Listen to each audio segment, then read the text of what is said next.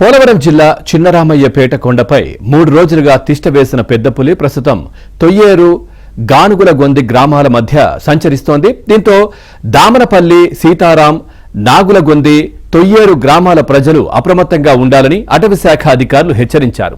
పెద్దపులి సంచరించే ప్రాంతానికి చేరుకున్న రెస్క్యూ బృందాలు డ్రోన్ కెమెరాలతో దాని కదలికలను నిత్యం పర్యవేక్షిస్తున్నారు.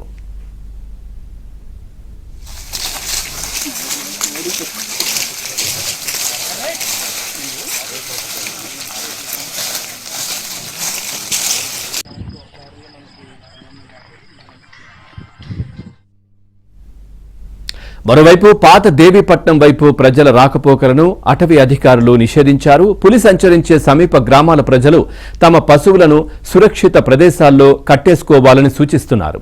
ఇక తొయ్యేరు గానుగులగొంది అటవీ ప్రాంతం నుంచి సమీపంలోని పాపికొండల అభయారణ్యంలోకి పెద్దపులి ప్రవేశించే అవకాశాలు ఉన్నాయని అటవీ శాఖ అధికారులు భావిస్తున్నారు.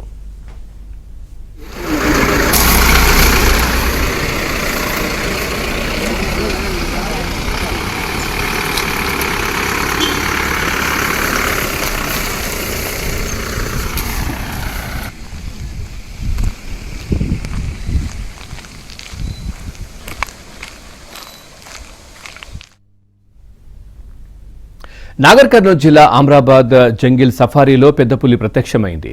గుండం సమీప ప్రాంతంలో పర్యాటకులకు ఎదురుపడింది. కాసేపు తిరిగి అడవిలోకి వెళ్లిపోయింది.